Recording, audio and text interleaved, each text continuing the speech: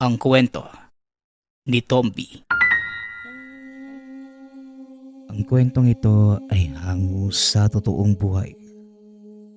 Mula ito sa isa nating tagapakinig. Karanasan. Ito ni Antonio. Walang eksaktong taon. Probinsya ng Aklan. Nang mga panahong ito, 20 anyos pa lamang si Antonio. Nag-aaral ng lihim na karunungan kasama ang nakakatandang pinsan na si Gringo. Sa ilalim ng pagtuturo ng isang matandang manggagamot, nagkaroon ng kaunting kaalaman ng binata tungkol sa mga mutya. Nang mga sandali ding yun, may mga tangan na ang binata, kagaya ng mutya ng bigas at pangil ng kidlat. Ito ang kauna-unahang pinagkaloob sa kanya ng albularyong si Tatay Rogelio. Ginawa ito ng ama sa pagdanais na sundan ni Antonio ang yapak bilang isang manggagamot. Ngunit sa kasamaang palad, wala sa bokabularyo ng binata ang pagiging albularyo. Bakit ba ayaw mo maging albularyo, Tonyo?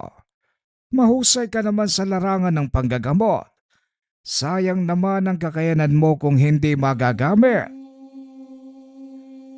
Tama nga po kayo, Tay. Pero pakiramdam ko po kasi, hindi ako yung tipo ng taong kagaya nyo. Tinitingala at ginagalang ng mga kababaryo natin. Alam nyo naman na, sanggano yung tingin nila sa akin, di ba? Walang taong hindi kaya magbago, Antonio. Pag-isipan mo muna ng mabuti ang sinasabi ko. Para din yun sa ikabubuti mo. Ewan ko lang, Tay. Duda ako sa sarili ko eh. Siya nga pala, may balak ba kayong gawin ngayong Biyernes Santo? Wala na ba? Kukunin ko lamang yung ibinaong kong lana para mapalitan ng panibago. Bukod doon wala naman ah. Bakit mo na itanong? Balak ko sanang pumunta sa kabilang baryo kasama si Gringo. Alam na ni Tatay Rogelio kung ano ang binabalak ng mga ito, lalo na't kasama ng binata ang pinsan. Naku, baka kung anong kalokohan na naman ang gawin yung magpinsan ha. Talagang tatamaan kayo sa akin. Hindi po kalokohan yung punta namin sa kabilang baryo, Tay. Dadayuhin namin yung lumang simbahan. Ang sabi ni Manong Gringo, naroon pa din yung lumang kampana. Gusto ko sanang makuha ang mutya nun. Napahinto sa ginagawa ang matanda at tinignan si Antonio. Ano ka mo? Nababaliw na talaga yung pinsan mo. Hindi nyo alam kung gaano kadelikado ang pinapasok nyo. Malakas na engkanto ang nagbabantay sa mutya ng kampana at kahit pagsamahin pa ang lakas nyong dalawa ni Gringo, wala pa din kayong magagawa. Dagdag pa nito, minsan na din niyang sinubok na kunin ang mutya ng kampana na naging dahilan ng pagkaputol ng kaliwang kamay at pagkabulag ng isa sa mga mata. Alam ko po yung panganib na kaakibat ng pagkuha ng mutya, Tay. Ang totoo, ito din yung unang beses kong susubok. Medyo kinakabahan nga ako, Tay. Malakas yung pananalig ko sa mga aral na natutunan mula sa inyo. Siguro naman, kung sakaling hindi namin makuha yung mutya, magagawa naming makaligtas. Ay nako, kung yan ang gusto nyong gawin, wala na akong magagawa pa. Basta't mag-iingat kayo. Tandaan mo, Antonio, huwag mong ipipilit ang hindi para sa'yo.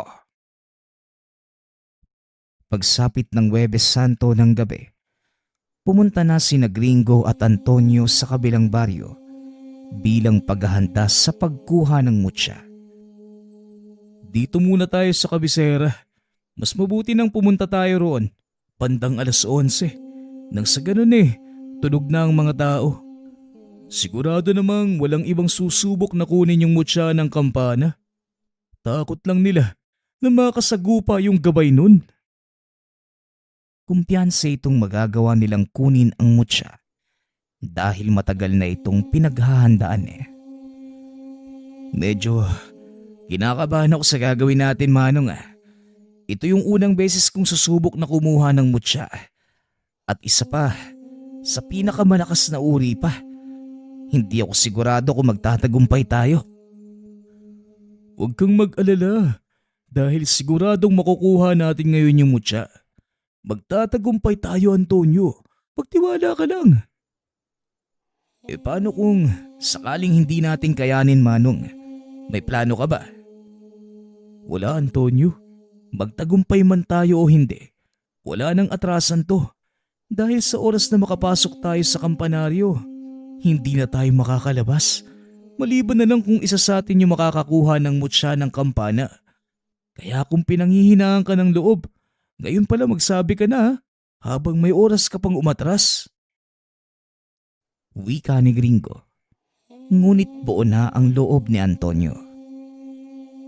Hindi, Manong. Nandito na tayo eh. Wala nang oras para umatras. Nagkarga ng poderang binata. Saktong 11:50 nang matapos si Antonio.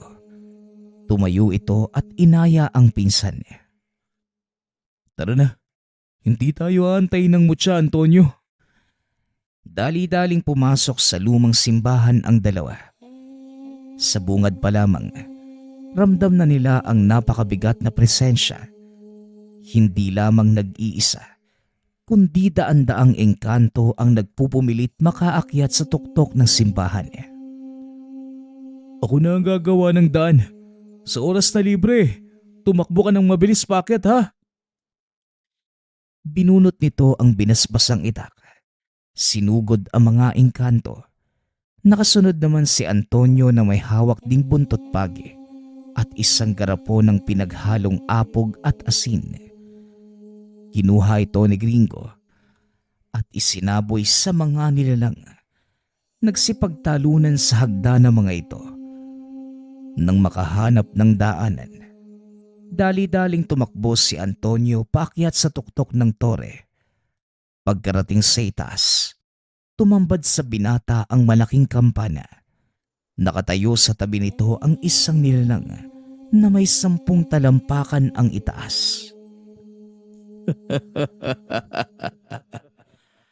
Isa na namang tao ang nangahas na sumubok kunin ang mutya.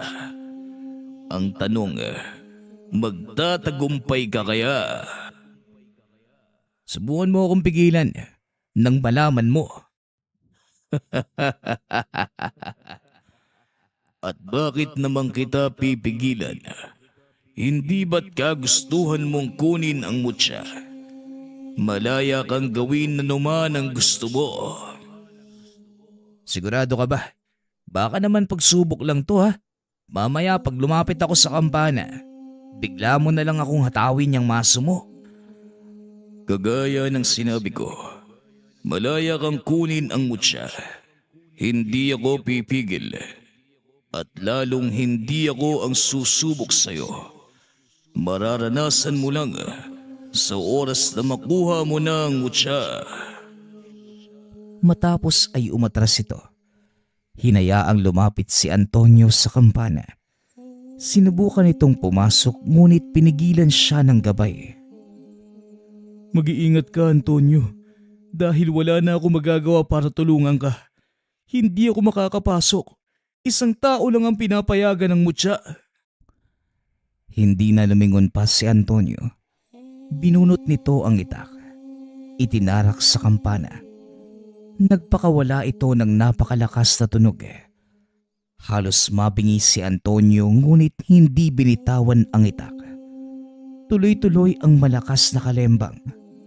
Ngunit ang pinagtatakha ni Gringo, hindi man lang nagigising ang mga tao sa paligid. Sumubay sa tunog ang malalakas na alulong ng mga aso. Teka, hindi ba nila nadidinig yung malakas na kalembang? Bakit hindi man lang nagigising yung mga tao? Yun ay dahil tayo lamang ang nandito sa loob ng dome ng mutya. Sandali lang. Ngayon lang ako nakadinig ng mutsyang may sariling dome ah. Tanging ang mutya ng kampana lamang ang may ganong katangian. Hindi mo ito makikita sa ibang mutya, kaya walang nakakapasa sa antas na ito. Pero uulitin ko, hindi pa ito ang aktwal na pagsubok ng mutya. Hindi na kumibo si Antonio dahil maging siya alam na ang tungkol sa bagay na yun. Patuloy na pinanlalabanan ni Antonio ang malakas na tunog mula sa kampana. Halos magdugo na ang tenga sa sobrang lakas ng ingay. Ngunit pilit niya itong tinitiis at hindi binibitawan ang hawak na itak. Hanggang sa naramdaman na unti-unti nang lumalambot ang kampana. Alam nitong yun na ang pagkakataon para makuha ang mutya. Natandaan nito ang sinabi ni Gringo na kung anuman ang matatapyas mula sa kampana, iyon na mismo ang mutya. Pinihit ng binata ang itak. Hiniwa ito pahalang para makakuha ng maliit na bahagi. Sinlambot ng taba ng baboy ang kampana ng mga sandaling yun. Mabilis na humiwalay ang kapirasong tipak nito. Saka pa lamang tumigil ang malakas na ingay mula sa kampana. Nawala na din ang mga engkantong nakaharang sa hagdan. Biglang nabalot ng nakakabinging katahimikan ang paligid. Dinampot ni Antonio ang piraso ng kampanang nahulog at ibinalot sa pulang tela. Anong nangyari? Bakit biglang nawala yung mga engkanto? Saka, nasa na yung malaking nilalang? Mukhang nagtagumpay tayo, Manong. Nakuha ko na ang mutya. Siguro oras na para umalis. Wala namang naramdamang kakaiba ang pinata hanggang sa makarating sila sa tahanan. Umaga na nang makauwi ang mga ito. Nag-aabang sa atanga ng bahay si Tatay Rogelio. Oh, ano nang nangyari sa inyo? Mukhang wala namang kayong ginawa. Nagsayang lang kayo ng oras at pagod sa pagpunta roon. Hindi po, Tay. Nakuha po namin yung mutya ng kampana. Pero ang ipinagtataka ko lang, hindi nangyari yung inaasahan ko. Ano bang ibig mong sabihin? Bakit? Ano bang inaasahan mong maganap? Sa pagkakataong yun, si Gringo na ang sumagot. Kasi tiyo, walang kahirap-hirap na nakuha ni Antonio yung mutya. Yun yung inaalala niya eh. Dapat lang na mag-alala ang pinsan mo. Dahil ang pagsubok ng mutya ng kampana ay hindi mangyayari sa mismong araw na kinuha mo ito. Mag-antay ka. Darating ang pagsubok na yon. Wala nga lang makapagsasabi kung kailan o paano. Makalipas ang ilang araw, wala namang nangyaring kakaiba. Nagpatuloy lang sa araw-araw na pamumuhay si Antonio. Wala ding pagbabago sa katawan ng binata. Kaya naisip nito na baka walang epekto ang nakuhang mutya. Hanggang sa naimbitahan nito na dumalo sa isang handaan. Dahil wala namang gagawin, sumama ito sa pinsang si Bornok. Hindi kilala ni Antonio ang mga tao roon. Kaya tahimik itong nakaupo sa sulok. Hindi ito nakikipag-usap sa ibang tao, maliban kay Bornok. Nanatiling gano'n ang binata hanggang sa matapos ang programa at nang nag-inuman na, saka naman nakursunadahan si Antonio na mga nag-iinuman. Tahimik itong umiinom kasama si Bornok nang lapitan sila ng isang lalaki. Mukhang nagsosolo yata kayong dalawa rito ah. Anong meron? Bakit ayaw niyong makisama sa amin eh? Pasensya na, pero hindi ko kasi kilala yung mga taong nandito eh. Kaya nahihiya kaming makisali.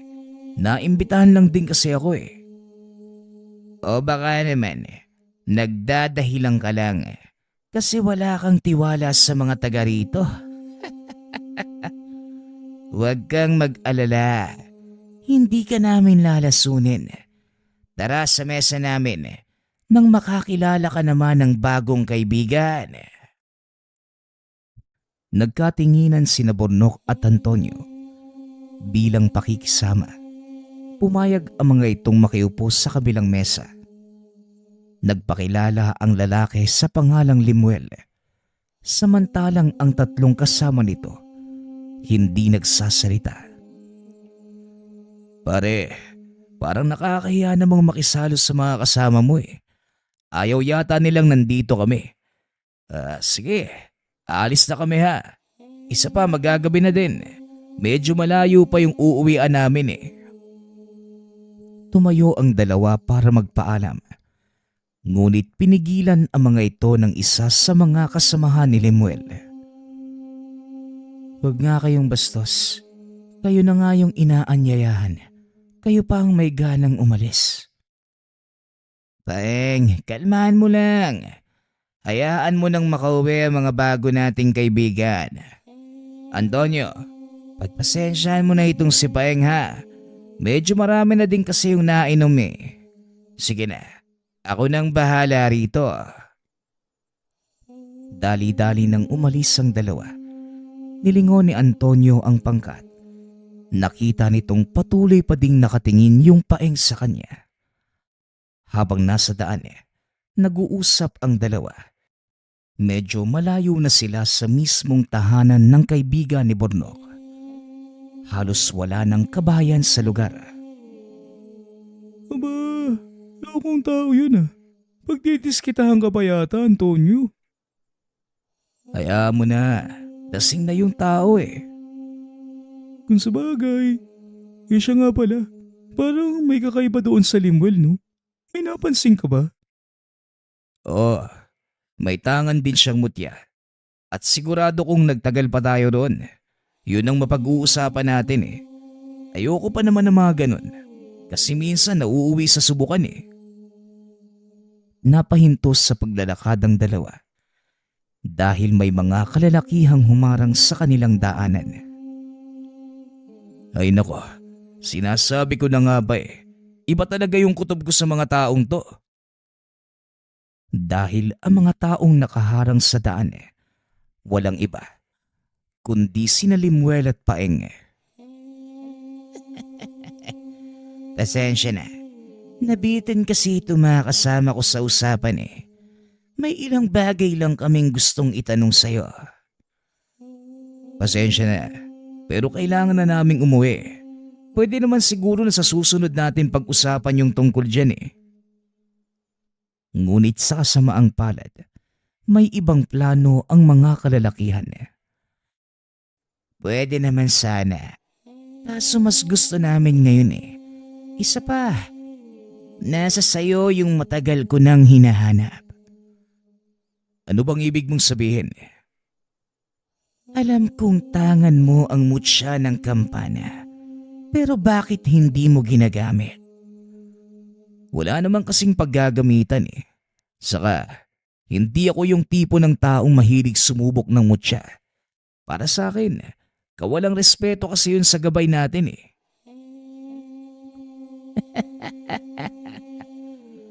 Alam mo, yan ang pinaka nakakatawa kong nadinig mula sa isang antingero. Paano mong malalaman ang bisa ng mutya kung hindi mo susubukan eh? Mawalang galang na kaibigan. Pero magkaiba kasi tayo ng prinsipyo eh. Para sa akin hindi kailangang subukan ng tangan ko dahil malaki yung tiwala at pananalig ko sa kanila. Sa oras na kailangan hindi nila ako ilalaglag eh. Sige nga, gusto kong masubukan ang sinasabi mo. Akmang susugod na sana ito nang biglang may magsalita. Kung ako sa'yo, Lemuel, hindi ko nasusubukan pa dahil siguradong magsisisi ka lang. Napalingon si Lemuel. Nagulat nang makita si Gringo. Yan nga ang maganda eh. Alam mo, Gringo, Malaking bagay para sa akin ang masubukan ng bisa ng isang mutya bago ko ito makuha. At sa oras na mabigo itong binatang to, kukunin ko sa kanyang mutya ng kampana. Nagulat si Antonio sa sinabi nito. Hindi niya alam ang gagawin ng mga sandaling yun Ngunit wala nang magagawa pa dahil hindi na maaaring umatras. Alam mo, Limuel, hindi pa nagagamit ng pinsan ko ang mutya ng kampana Dalawang bagay lang ang maaaring mangyari. Magawa mo siyang talunin dahil hindi pa napapagana ni Antonio ang mutya o ikaw ang umuwing lasog-lasog ang katawan. Mamili ka.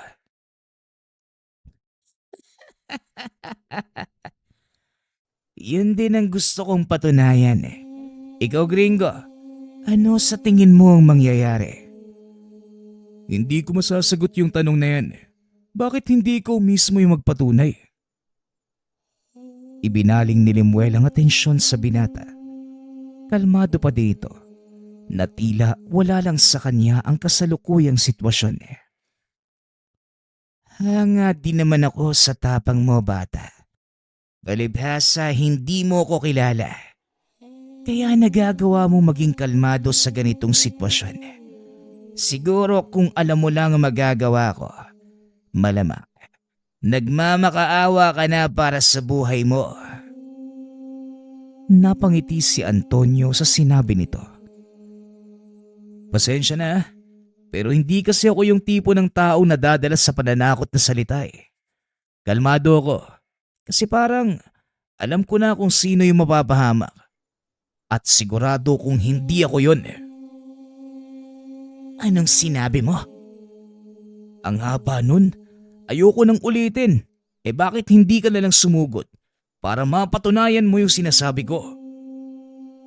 Aba, talaga naman. Pwes maghanda ka dahil hindi ko palalampasin ang kayabangan mo. Biglang sumugod si Limuel.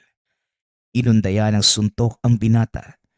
Nagulat naman si Antonio lalo na nang tamaan ng kalaban ang puno sa likuran. Halos madurog ang katawan nito dahil sa lakas ng pag-atake. Bagaman nagawang ilaga ni Antonio ang atake, alam nito na malaking pinsala ang matatamo kung sakaling sa katawan niya ito tumama. Nagtaas ng depensa ang binata. Muling hinarap si Limuel. Ngunit napakabilis nitong kumilos na halos hindi masabayan ang mga pag-atake. Anong problema, bata? Bakit puro ilag lang ang ginagawa mo? Nasaan ang pinagmamayabang ni Gringo? Hindi naman nagsalita ang binata. Sa halip, tumakbo ito papunta sa gawing likod ng kalaban. Saktong paglingon, biglang dumapo ang malakas na suntok sa panga. Tumilapon ng malayo si Limuel na wala ng malay.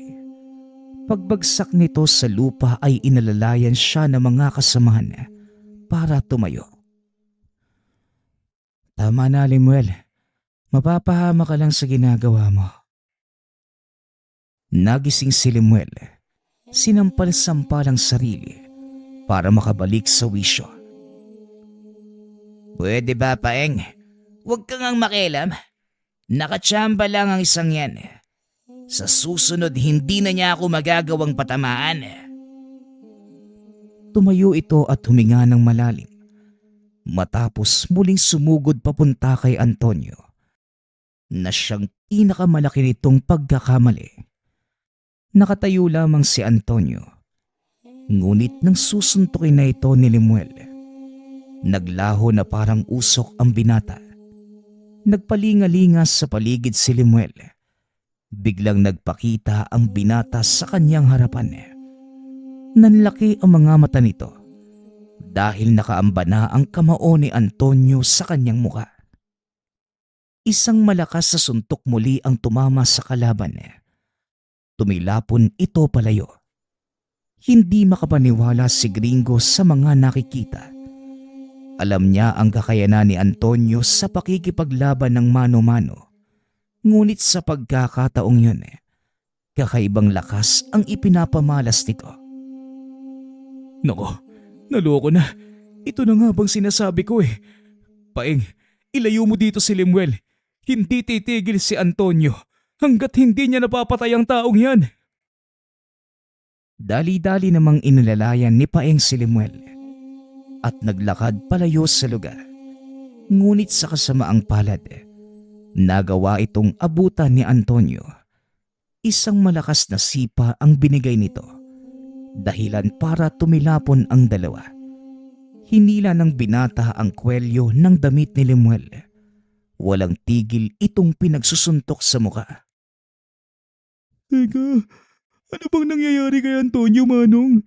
Bakit nagwawala siya? Tanong ni Burnok. Kilala nitong mahinahon si Antonio. Ngunit sa pagkakataong yun, ibang-iba ang pagkataong pinapakita ng binata.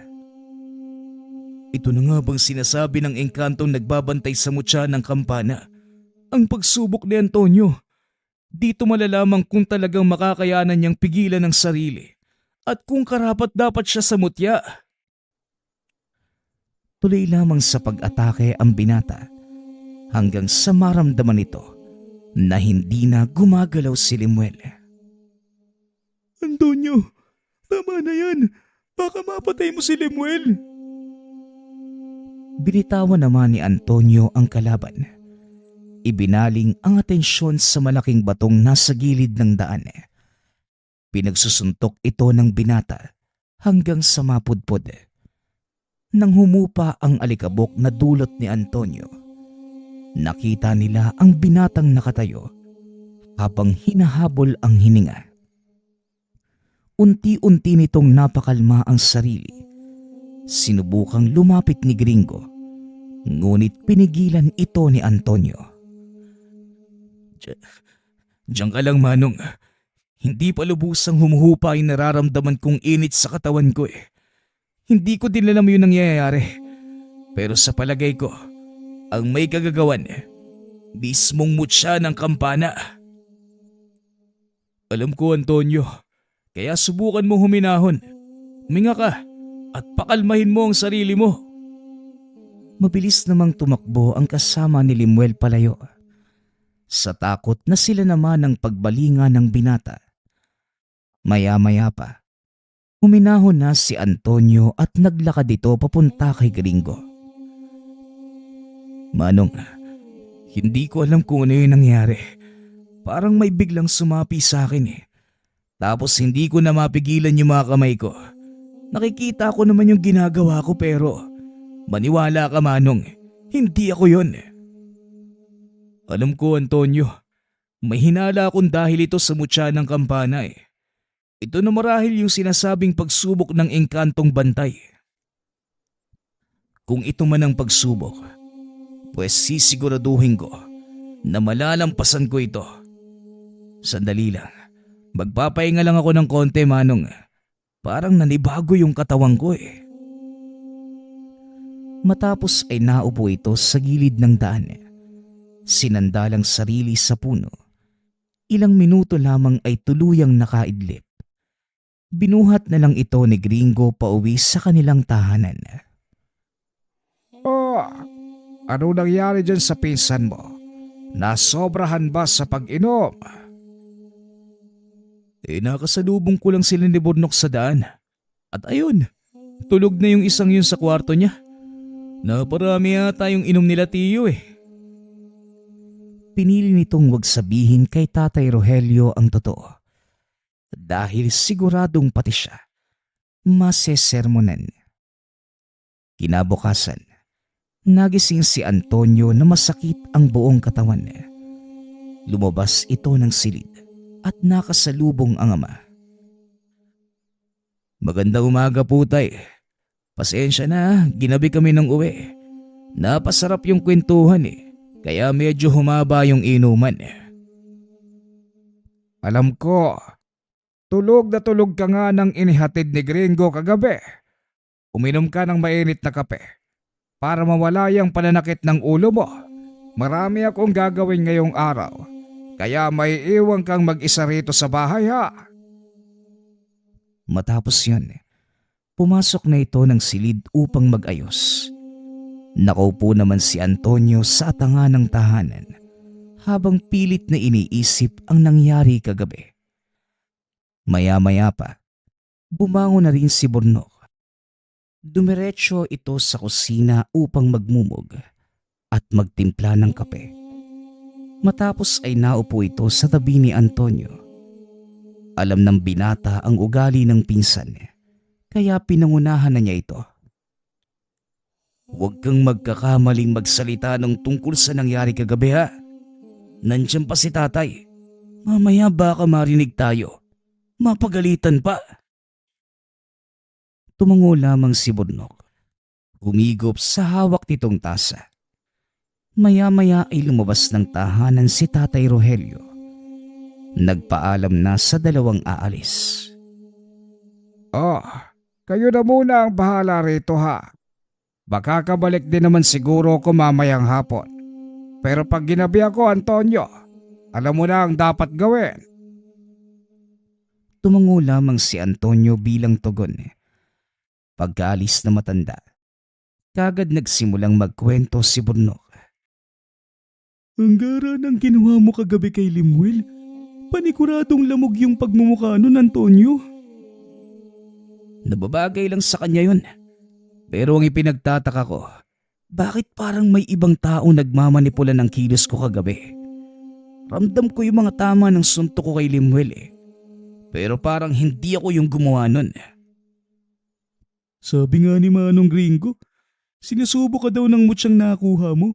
May bago ka bang mutya, Antonio? Oh, eto. Sabay pakita ng kapirasong bagay. Mutya ba yan? Para namang kapirasong kalawanging baka lang yan Mutya ng kampana ang tawag dyan, Borno.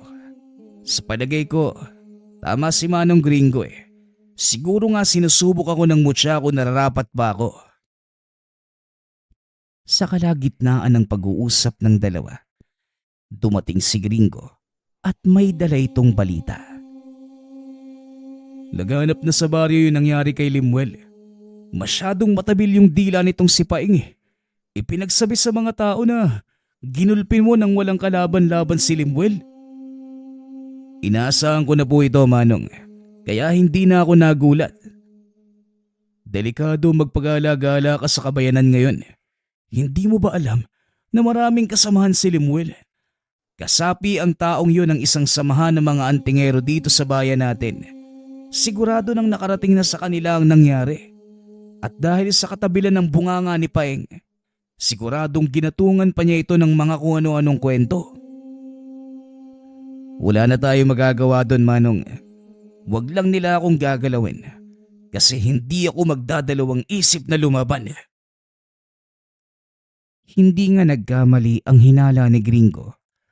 Simula ng araw na yon naging habuli ng basag ulo si Antonio.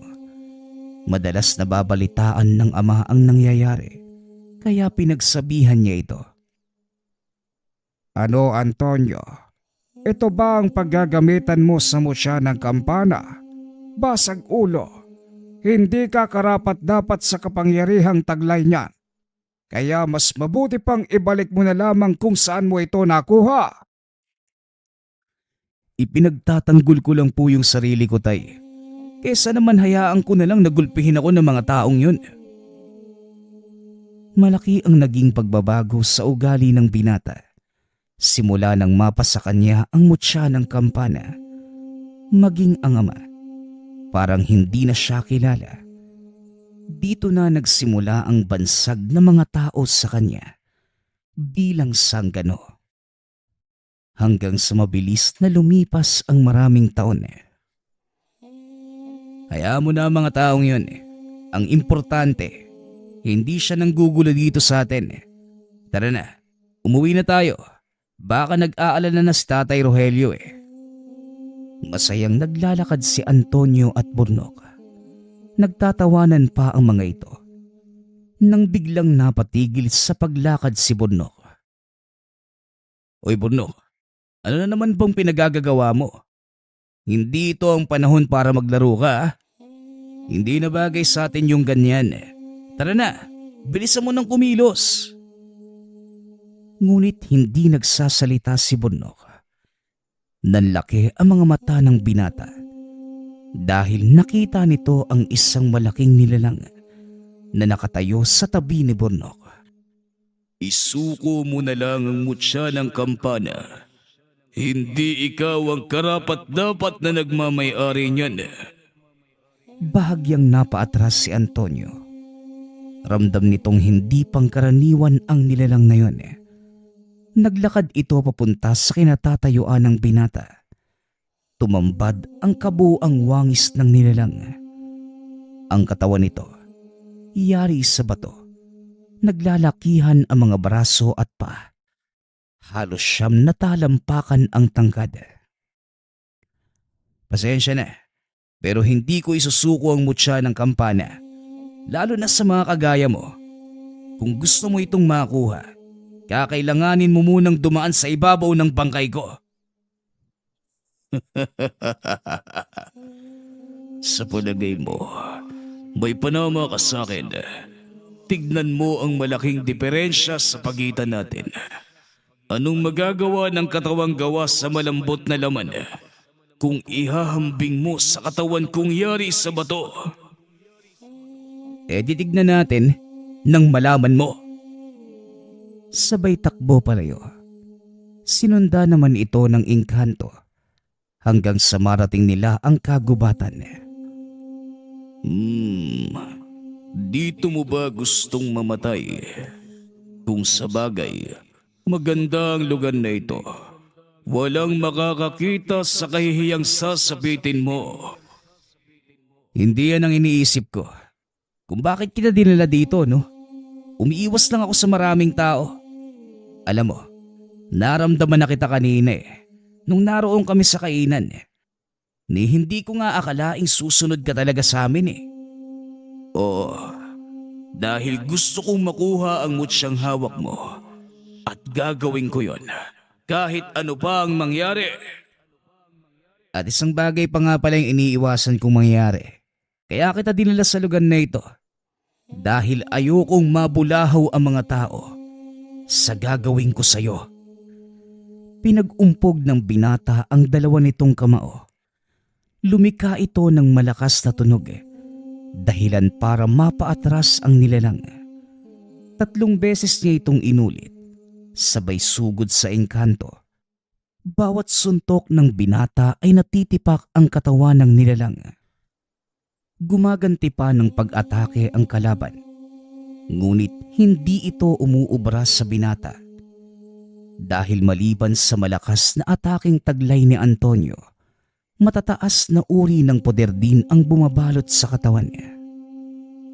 Sa nakikita ko, nagawa mo ng paganahin ang kapangyarihan ng mutya ng kampana. Sa ngayon, malakas ka.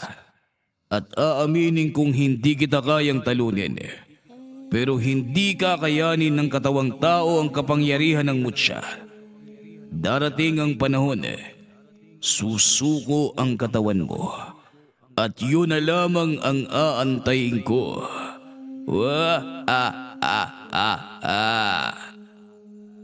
Wala ka palang sinabi. Matapos binalikan nito si Burnok, na nooy walang malay na nakahandusay sa tabi ng daan. Nok, gising. Hindi kita kayang buhatin, no? Bumangon ka na dyan. Kailangan na nating umuwi. Nagising si Burnok at dali-daling tumayo. Nagpalinga-linga ito sa paligid na tila may kung anong hinahanap. Nasaan? Nasaan na yun nilalang? Ano nangyari sa kanya? Wala na. Natakot yata sa akin Biglang nawala. Tara na. Umalis na tayo rito. Dali-daling umalis ang mga ito sa lugar. Kinabukasan, hinanap ng binata si Gringo para sabihin ang mga nangyari. Kagaya ng mga sinabi ko sa'yo noon, hindi lang tao ang naghahangad ng kapangyarihan ng mutsyang hawak mo. Hinahabol din ito ng mga engkanto dahil sa taglay nitong kakayanan. Bukod sa ibinigay nitong lakas sa akin, ano pa ba yung kakayanan ng mutsyang hindi ko alam? Ang mutya ng kampana, may kakayanang bumuhay ng mga engkanto. Nagiging immortal ang sino mang elementong magtatanga nito. Bagay na pinagtakhan naman ni Antonio. Hindi ba? Hindi naman namamatay ang mga engkanto. Paano silang magiging immortal? Alam mo Manong, ang gulo mo magpaliwanag Mali ang paniniwala mo tungkol sa mga engkanto, Antonio. Namamatay sila. Nagagawa silang patayin ng mga espesyal na sandata. Ngunit sa oras na mapasa kamay nila ang mutya, wala nang sandatang makakapatay sa kanila. At ang sabi pa niya, hindi daw kakayanin ng katawang tao ang kapangyarihan ng mutya. At darating ang panahon na kusang bibigay yung katawang ko.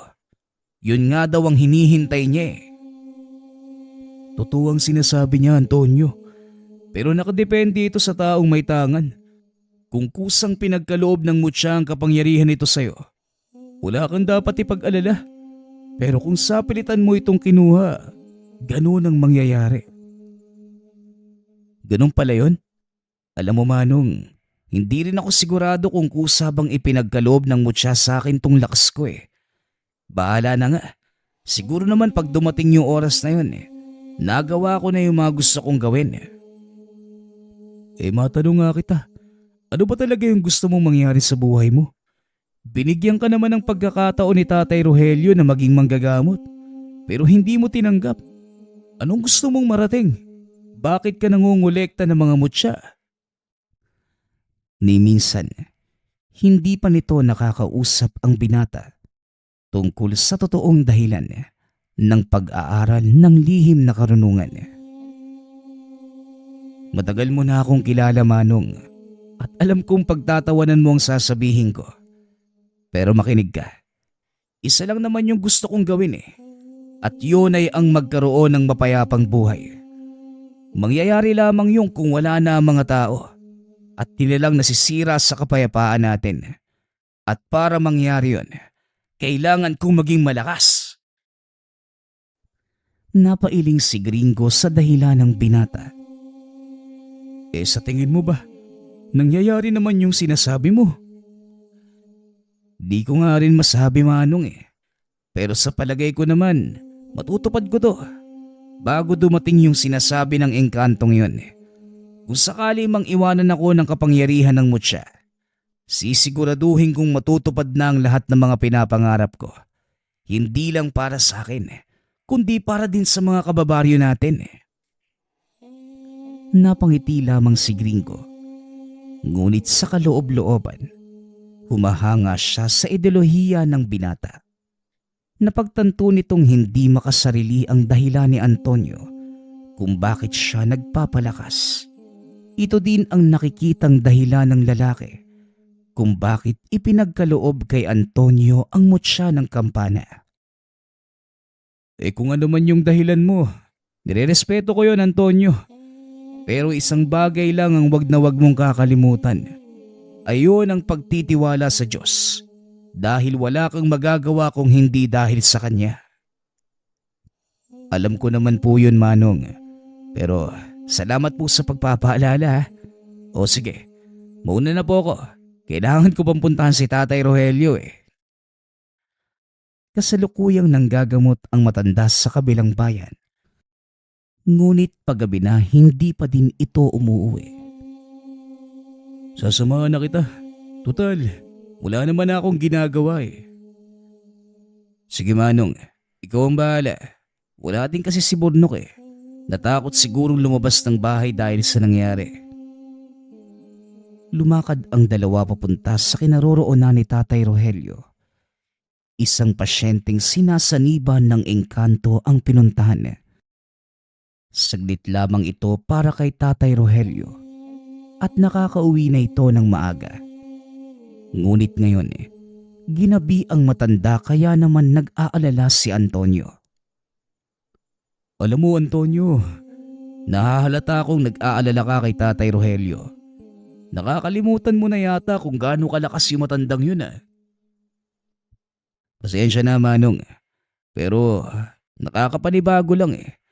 Dati kahit gaano kahirap yung ginagawa niyang gamutan, nagagawa pa ding umuwi ng maaga ni Tatay Rogelio. Pero ngayon, parang may masama akong kutob eh. Alam mo Antonio, walang may dudulot na kabutihan yung pag-aalala mo. Kaya itigil mo na yan at bilisan mo na yung paglalakad. Maya-maya pa, narating na nila ang bayan kung saan nanggagamot ang ama.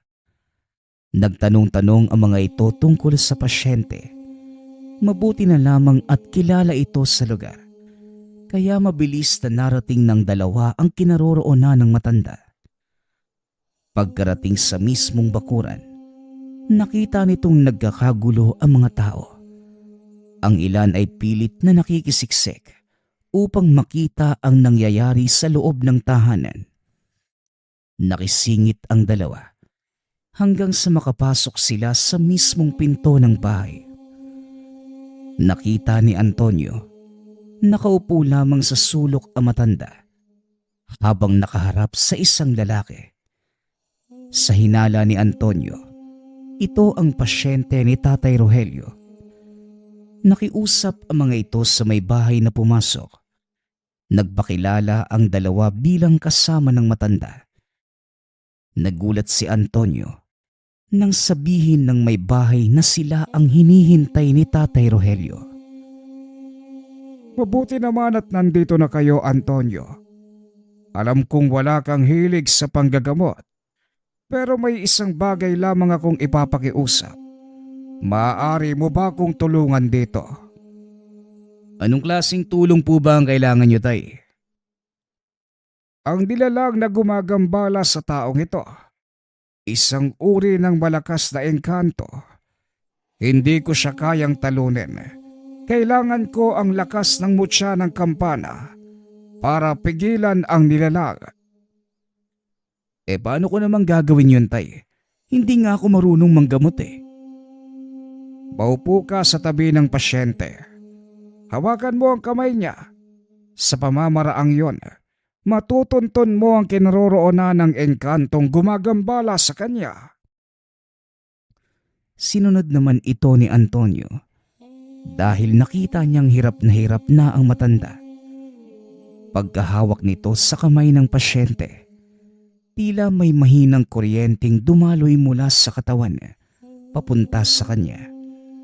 Nakikita ng binata ang labas ng tahanan hanggang sa madako ito sa malaking puno na nasa gawing likod ng bahay. Nakita ng binata ang isang malaking nilalang na nakaupo sa sanga ng kahoy. Tay, nakita ko na po kung saan nakatira yung nilalang. Dali-dali itong tumayo. Tumakbo palabas ng tahanan. Nagsipaghawi naman ang mga tao nang makita ang binata. Pagkarating nito sa likod bahay, tumambad sa kanya ang hindi lamang isa, kundi napakadaming nilalang at yung malaking itim na figurang nakaupo sa sanga ng puno. Wala kong anumang atraso sa iyo, binata. Bakit ka nandito? Anong kailangan mo? Ako din naman wala akong atraso sa'yo o anuman laban sa'yo. Pero may nakiusap kasi sa akin kaya ako nandito. At sino naman ang nakiusap sa iyo? Isang matandang manggagamot. Nagkataon na may pasyente siyang ginagambala ng mga engkanto Pinapahanap ka niya sa akin at ikaw ang nakita ko. Ngayon, naparito ako para sana makipag-usap ng maayos. Maaari ko bang hilingin na palayain mo na yung kaluluwa ng tao? Isang taong walang kaalam-alam. Ano sa palagay mo ang dahilan kung bakit ko pinaparusahan ang taong tinutukoy mo? Hindi ko din alam Sabi ko nga sa'yo, tumutulong lang ako. Wala akong balak na makipagtalo o makipag-away sa'yo. Naparito lang ako para makiusap. Yun kung pwede lang naman Paano kung ayoko? Anong magagawa mo? Ah, wala naman. Pero isang bagay lang ang masisiguro ko sa'yo. Sa oras na madinig kong sumigaw ang pasyente ng matanda, sasamain ka sa akin at ang mga kasama mo. Nanlaki ang mga mata ng kapre. Tumayo ito sa kinauupuan. Ano bang sinasabi mo? Pinagbabantaan mo ba ako, binata? Alam mo ba kung sino ang kaharap mo? Nagsitawa na naman ang mga nilalang na nakapaikot sa kanya. Sa nakikita ko, may mataas kang posisyon. Maliban sa laki ng pangangatawan at tangkad mo, siguradong malakas ka din. Pero huwag kang pakakasiguro dahil hindi ako natitinag sa laki mo. At higit sa lahat, wala akong pakialam kung ano pa man ang katungkulan mo sa kabilang dimensyon. Nandito ka sa mundo ng mga tao, kaya dapat ikaw ang lumugar. Lalo namang nagalit ang kapre. At dahil doon, napasigaw ang pasyente. Muling ibinaling ni Antonio ang atensyon sa nilalang at sinabing, "Mukhang may malilintikan talaga sa akin ngayon Natatandaan mo ba yung sinabi ko tungkol sa pasyente?" Oo, at wala kong pakialam. Pagmasdan mo kung paano kong patayin ang taong pilit mong pinoprotektahan. Nagbuga ng usok ang kapre. Lalong nagkagulo ang mga tao sa loob ng tahanan. Walang nakakaalam ng totoong nangyayari sa kinaroroonan ni Antonio. Napangiti ang kapre habang nadidinig ang pagsigaw ng pasyente.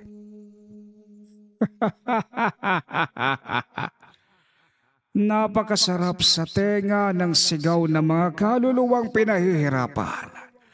Nararapat lang sa kanila yan dahil masyado na silang abo. Hindi na nagawang tapusin ng nilalang ang sasabihin dahil bigla itong sinikmuraan ni Antonio. Nagulat ang mga elemento sa ginawa ng binata. Tumimbuwang ang kapre. Halos hindi ito makatayo dahil sa lakas ng pagkakasuntok ng binata. "Hindi mo ba nadinig ang sinabi ko sa'yo?" Marahang tumayo ang kapre. Inihampas ang kamay sa lupa. Nagsipaglubugan ang mga nilalang nakasama nito at lumitaw sa harapan ni Antonio ang nakalaban niyang engkantong bato. Ngayon tignan natin kung may magagawa ka sa alaga ko. Matapos ay kagad itong naglaho. Walang pagdadalawang isip na sumugod ang nilalang. Panay naman ang pag-iwas ni Antonio dahil hindi nito napaghandaan ang pagdating ng engkanto. Nagkita tayong muli, tao. Sa pagkakataong ito, ikaw na ang patutumbahin ko at kukunin ko ang mutya ng kambana. At mamamatay muna ako bago mangyari yun. Dali-daling sumugod si Antonio. Sunod-sunod na suntok ang binigay ng binata sa nilalang. Napapaatras ito dahil sa tindi ng pag-atake. Sa bawat pagtama ng kamao ng binata, tila napupudpod ang katawan nito. Itinaas ng elemento ang kamay at hinampas si Antonio. Nagawang salagi ng binata ang pag-atake, ngunit dahil sa lakas ay napatalsik ito. Wala pang mortal ang nakatalo sa akin sa isang labanan. Hangal ka kung inaakala mong mapapatay mo ko. Gamit lang ang iyong kamao. Yan din nga yung gusto kong patunayan Muli nitong sinugod ang nilalang. Pinaulanan ng suntok ang katawan ng kalaban. Habang nagaganap ang sagupaan, nagtataka naman si Gringo kung bakit hindi pa nakakabalik si Antonio. Kaya nagpa siya itong sundan na ang pinsan. Sandali nga lang, Tatay Rogelio. Susundan ko muna si Antonio. Kanina pa yun eh. Hindi naman nagsalita pa ang matanda, kaya lumakad na ito. Mabilis nitong natunton ang kinaroroonan ni Antonio dahil sa lakas ng mga tunog na nanggagaling sa kamao ng binata. Pagkarating sa lugar, kapwa nakatayo si Antonio at ang kalaban nitong engkanto. Nakita nitong tila nahihirapan ang kalaban. Anong kapangyarihan ba ang meron ka? Hindi yan ang katangiang taglay ng mutya ng kampana.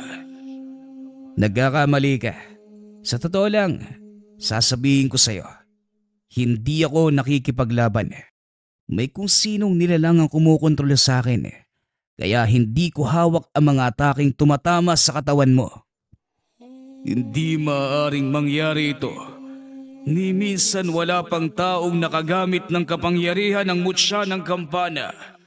Isang panlilin lang ang ginagawa mo. Hindi panlilin lang, kaibigan.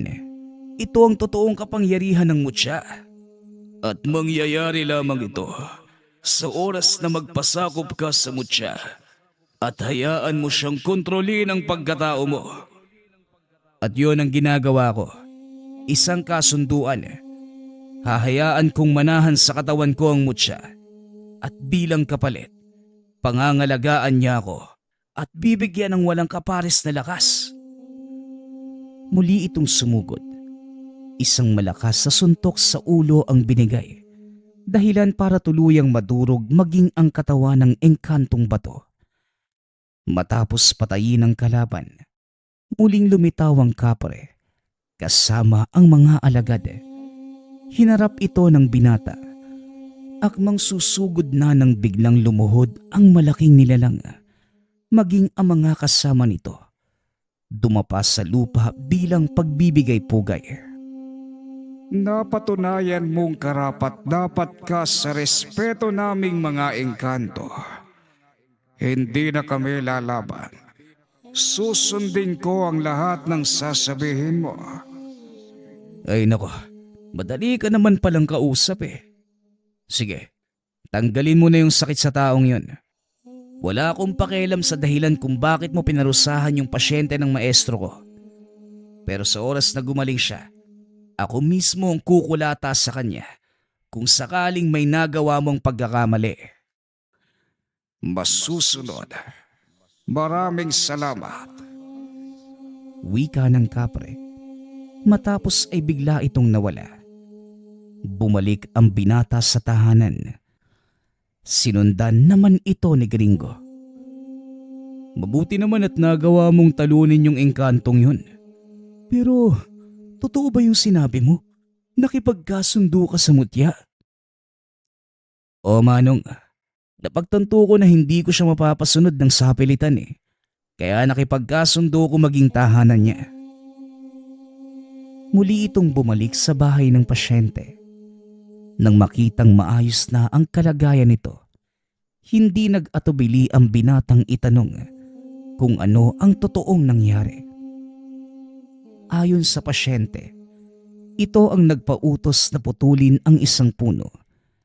Lingid sa kanyang kaalaman na ang punong yun, tahanan ng isang pamilya ng kapre. Ito ang dahilan kung bakit siya naparusahan at kamuntikan ng mamatay. Dahil sa pangyayaring yun, napagtanto ni Antonio na hindi lang puro dasal, hilot at kumbate espiritual ang ginagawa sa tuwing ng gagamot. Minsan kailangan ding makipaglaban ng pisikal. Pinag-isipan nito ng mabuti ang alok ng maestro at kalaunan, pumayag itong maging katuwang sa panggagamot.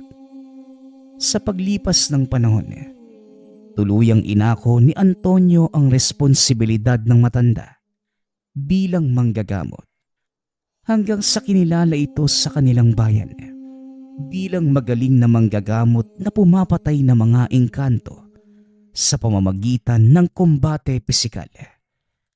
Kaisa-isang manggagamot na sinusugod ng harapan ang mga nilalang at elementong nanggagambala sa kanyang mga pasyente ito ay dahil sa tulong ng kanyang tangan.